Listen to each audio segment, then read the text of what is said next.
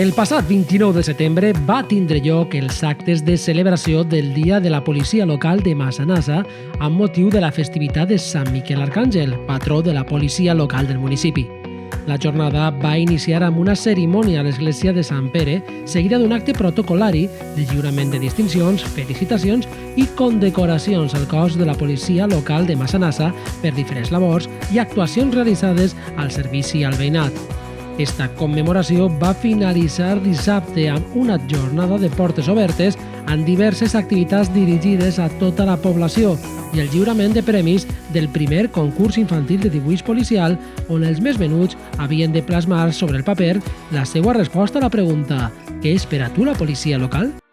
El dissabte 1 d'octubre, Massanassa va acollir la 6a Volta a peu solidària falla el divendres, amb més de 750 participants i on tots els beneficis han anat destinats a l'associació Àngel, club d'oci per a joves amb dificultats de comunicació i habilitats socials, els verdaders protagonistes que van estar presents i participaren en la jornada.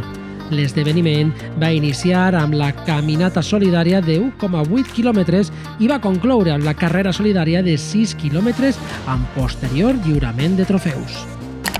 L'Ajuntament de Massanassa instal·larà 11 contenidors per a la recollida d'oli de cuina domèstic en diferents localitzacions del municipi per a donar-li una segona vida útil i així ajudar a la cura del medi ambient i crear un model més sostenible i circular a Massanassa.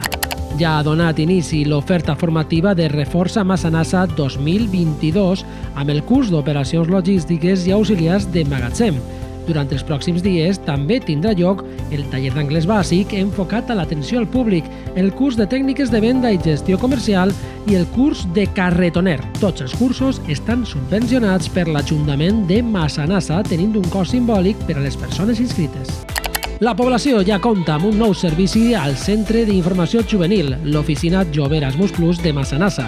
En la seva posada en marxa es pretén ajudar i facilitar la participació de la joventut en les diferents accions del programa europeu Erasmus Plus.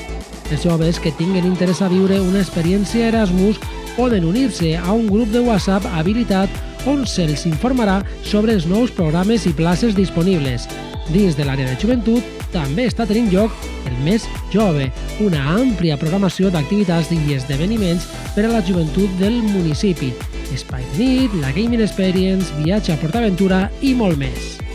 Tallers de caràcter tradicional, una exposició i conferència, contacontes, teatre, concert de la banda de música CIM Despertar, tòmbola solidària, festival de paelles, tota una setmana d'esdeveniments per a tornar a retrobar-nos i celebrar la 27ª edició de les festes del 9 d'octubre a Massanassa.